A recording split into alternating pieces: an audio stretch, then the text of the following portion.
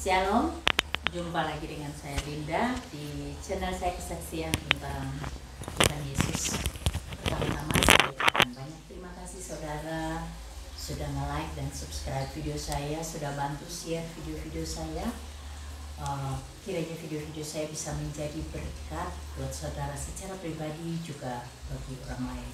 Dan yang belum nge-like atau subscribe, tolong dong di like dan subscribe supaya saya lebih semangat lagi dalam pelayanan saya dan juga membuat video-video yang lebih menarik tentunya untuk menjadi berkat buat saudara juga tentunya. Oke, sore ini saya ada di Dusun Porot. Ini dusun yang kemarin saya datang. Jadi di sini itu 70% penduduknya beragama Kristen dan di sini ada 3 gereja. Minggu lalu saya ketemu dengan salah satu hamba Tuhan di sini, Pendeta Elisa dari gereja GPDI Porot, dan hari ini saya bertemu lagi dengan beliau. Saya datang ke rumahnya, bersowan ke rumahnya beliau untuk jumpa dengan beliau dan kita ngobrol-ngobrol bahwa ini ada satu kesaksian lagi dari beliau. Ya, nanti kita dengar bagaimana pengalamannya beliau ataupun orang tua dari beliau. Nah, kita dengar karena ini kejadian-kejadian yang jarang sekali kita dengar, dan itu terjadi kepenuhan Roh Kudus di Gambang Walu, dan ternyata ada beberapa orang yang dari sini dulunya juga yang dari Porot ikut juga di Gambang Walu, dan kita bisa dengar bagaimana simbah kakung. Jadi mereka di sini kan dulunya Muslim, sama dengan juga di Gambang Walu, mereka semuanya Muslim. Jadi kalau di Gambang Walu dan di Porot ini mulai kenal Tuhan Yesus itu dengan adanya misionaris Mufro Musia Als. Jadi beliaulah yang menginjili mereka, dan rupanya nubuatan beliau itu sekarang terjadi ya. Jadi anak cucunya tuh jadi hamba-hamba Tuhan, dan ternyata juga mujizat banyak terjadi, dan yang paling unik kepenuhan Roh Kudus itu yang kita zaman sekarang jarang sekali gereja sebesar apapun saya belum dengar kalau yang sampai kepenuhan Roh Kudus seperti di dalam versi Alkitab ya. Di Alkitab itu kan ada lidah-lidah api dan suara yang seperti angin bergemuruh. Itu mereka alami di Gambang Walu. Suara yang bergemuruh itu walaupun nggak ada lidah-lidah apinya, tapi suara bergemuruh dan mereka kepenuhan. Dan ada orang-orang dari sini juga yang waktu itu kepenuhan roh juga di Gambang Walu. Nah, kita dengar dari Pak Elisa bagaimana sampai Pak Elisa sekeluarga turunannya bisa menjadi Kristen. Kita dengar ya. Shalom Pak Elisa. Shalom, Linda. Nah, ini Pak Elisa ngobrol-ngobrol nih. Saya pengen tahu nih bagaimana kan latar belakang panjenengan dulu kan simbah-simbahnya dulu kan Muslim itu. Iya. Nah, ini kan tadi jenengan cerita bahwa Mbah Kakung lagi sholat, terus bagaimana tuh ceritanya itu? Iya, oleh kemurahan Tuhan sampai saat ini saya bisa menjadi orang percaya Tuhan, menjadi Tuhan, anak-anak Tuhan, karena Tuhan berkemurahan mulai dari mbah saya. Menurut cerita dari ibu itu, mbah saya waktu masih kecil dulu itu namanya masih Tego. Waktu ngaji di Langgar, itu lihat ada jari yang menunjukkan ke arah timur gitu. Jari ke arah timur kemana? Ke arah mana tuh? Ke arah timur itu menurut pemikiran mbah saya itu ke Gambang Walu. Gambang Walu. Iya, tadi dalam pikirannya mantap, dalam hatinya mantap sekali kalau itu menunjuk ke Gambang Walu. Nah, terus mbah saya pergi ke sana, ke Gambang Walu. Ternyata di sana sudah ada panti asuhan yang didirikan oleh Suster Al itu, Mus Al itu, dan berbincang-bincang di sana. Lalu mbah saya itu diterima sebagai karyawan panti asuhan di situ. Oh gitu. Dan, tapi langsung jadi Kristen apa belum itu?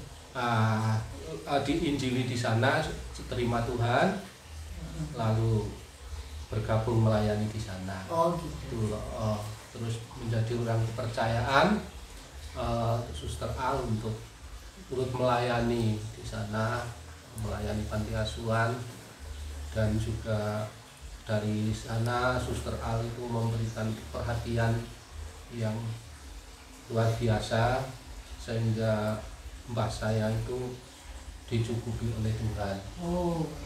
Sampai dia berkeluarga, sampai dia punya anak, sampai dia punya anak itu tahun berapa saya kurang jelas itu, tetapi setelah ibu saya itu punya suaminya dulu juga itu dari orang Muslim juga. Muslim ya. Itu Muslimnya sangat fanatik itu. Ya. Kalau ayah saya mau ikut ke gereja diajar dulu di rumah.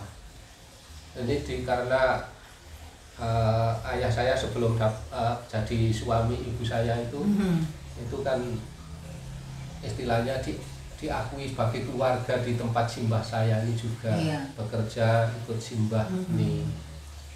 Terus merasa ditolong oleh Tuhan, jadi orang percaya waktu masih anak-anak, padahal ya, usianya masih anak-anak. Terus setiap mau berangkat ke gereja seringkali dipukuli oleh mbah saya, mbah kakung saya. Dipukuli karena nggak boleh masuk ke gereja gitu. Iya, ya, nggak boleh ikutan ke gereja. Nggak gitu. Boleh itu. Tapi terus bertahan terus. Terus dapat ibu saya, anak Mbah Yunus ini, yang tadi yang saya ceritakan waktu kecil, Tego, waktu datang ke waktu kecil namanya Tego.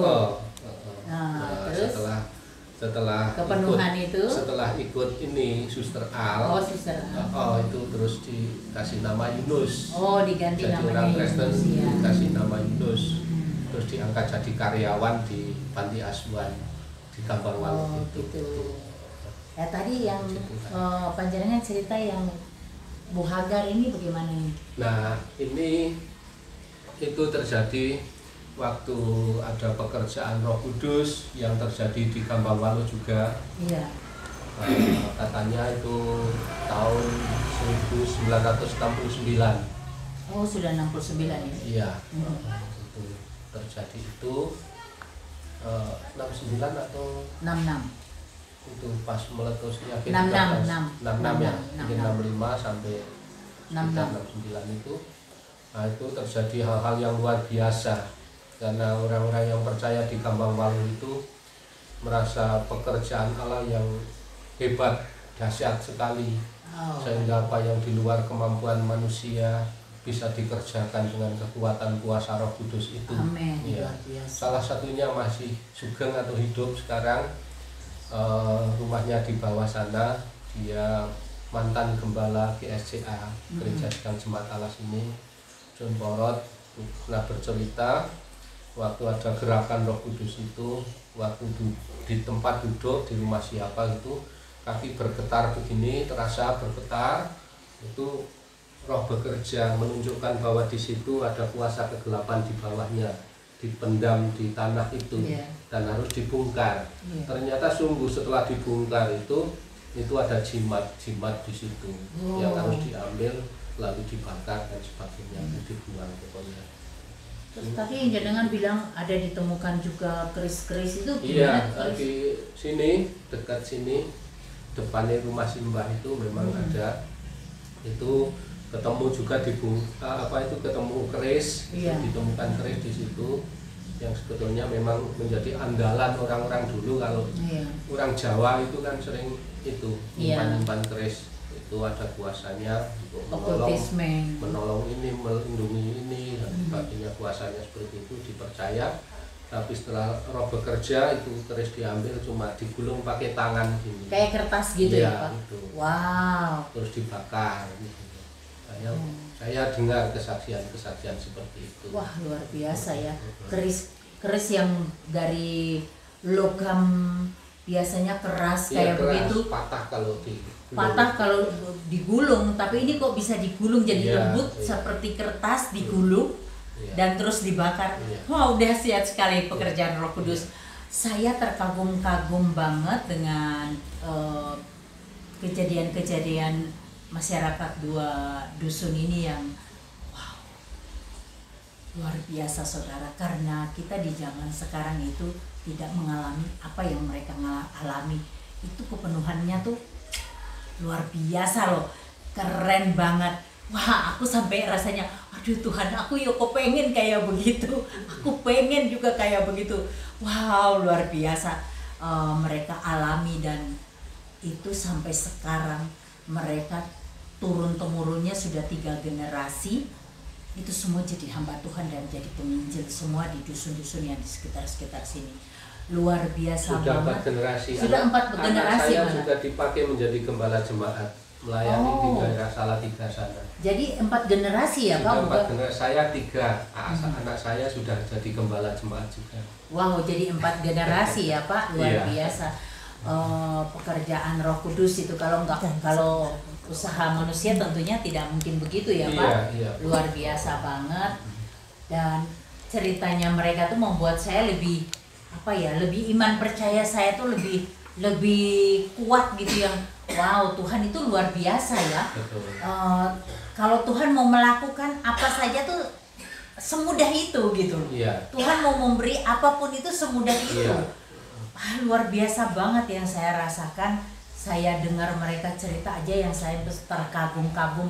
Tuhan Allah yang kita sembah itu Allah yang hidup, Allah yang nyata, yang kita alami Dia, Iya, yang kita rasakan kehadiran Dia. Jadi buat saudara yang mungkin sedang ragu, bimbang, mencari kebenaran, Tuhan yang benar tuh yang mana? Wah saudara, saya mau kasih tahu, Allah yang kami sembah itu, Yesus Kristus, itu Dia nyata dalam kehidupan kita. Dia nyata, Dia hadir, Dia ada, Dia hidup, Dia ada, dan kuasanya tak tertandingi. Itu saudara yang saya bisa cerita sama saudara. Wah, bisa di sini kesaksian mereka.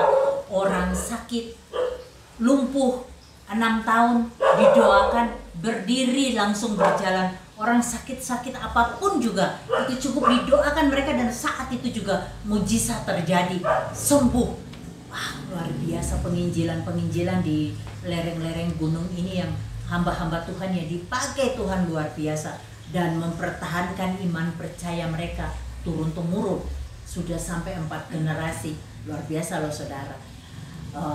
Kalau saudara sedang galau, saudara sedang bimbang mencari Allah yang benar, saudara bisa hubungi saya di WhatsApp saya 081 225 198 945. Ayo kita ngobrol, dan saya bisa buktikan bahwa Allah saya itu Allahnya nyata, Allah kita itu hidup, Allah yang luar biasa tak tertandingi.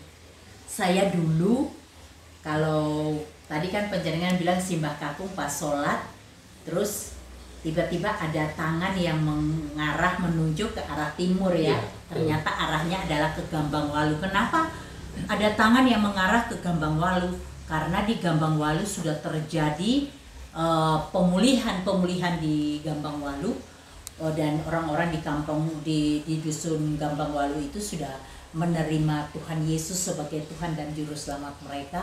Bahkan mereka pun sudah mau belajar untuk menginjili di dusun-dusun yang lain. Wow, mereka di sini tuh patriot-patriot Allah yang luar biasa. Nah, kalau saya dulu itu, saya itu bukan orang Islam yang KTP loh. Saya ulang lagi, saya nggak KTP loh. Tetangga saya semua tahu, saudara saya semua tahu, ipar-ipar saya itu keluarga saya tahu, teman-teman saya tahu, teman-teman suami saya tahu, saya bukan Islam KTP. Saya paling rajin wirid. wirid, puasa dan wirid itu kesenangan saya. Dan ketika saya wirid, saya cukup wiridkan Al-Fatihah. Ketika saya wiridkan Al-Fatihah, saya ketemu kodamnya. Sering sekali saya didatangi kodam. Mau Al-Fatihah, Al-Falaq, An-Nas, Kulhu, pasti ada. Saya sering sekali didatangi kodam-kodam. Tapi saya tidak merasakan kedamaian, ketenangan dalam kehidupan saya seperti sekarang setelah saya menjadi pengikut Yesus. Wow. Yesus ada di dalam saya. Dia nyata, dia ada di dalam saya. Rohnya ada di dalam saya. Sehingga saya tidak mengalami kehidupan yang seperti dulu lagi. Saya berubah total. Dan saya merasakan sukacita dan damai sejahtera dari Tuhan Yesus itu benar-benar nyata dalam kehidupan saya. Dan saya bersyukur, puji Tuhan, Tuhan juga pakai saya sebagai alatnya. Karena setiap saat, sejak saya di jamaah Tuhan, ini buat saudara-saudara yang Kristen ya, saudara jangan suam-suam kuku, nanti dimutahkan Allah loh. Dimuntahkan loh kalau saudara suam-suam kuku. Saya mau bilang saudara jangan suam-suam kuku. Cobalah kalau memang mau panas yang benar. Jangan suam-suam kuku. Kristen tapi KTP doang. Doa cuma sekedar ritual, ke gereja cuma sekedar ritual. Saudara, alami Tuhan. Cari Dia. Dia cuma butuhkan kita apa? Hati kita. Hati kita yang melekat sama Dia. Cari Dia. Maka apa yang kau minta di dalam namanya, Dia kabulkan. Seperti apa yang aku alami. Sejak saya di jamaah, saya cuma bilang, Tuhan, jadikan aku alatmu. Layakan aku. Pakailah aku jadi alat.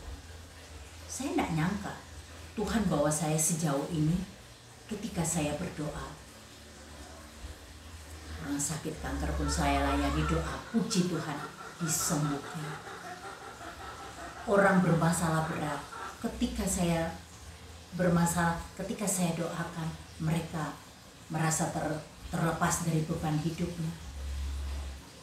Semua itu dari hati kita. Tuhan tidak pernah memandang wajah kita, tapi Tuhan melihat ini. Tuhan menelisik hati kita. Di sudut hati kita yang terdalam, Tuhan tahu apa kerinduan kita. Nah, jangan suam-suam kuku cuma sekedar jadi Kristen. Oh, tahu Tuhan Yesus, kenal. Oh iya, itu Tuhan Yesus. Iya benar, itu Tuhan Allah saya. Benar, Dia Tuhan dan juru selamat saya, benar. Tapi cuma di mulut, tidak di hati.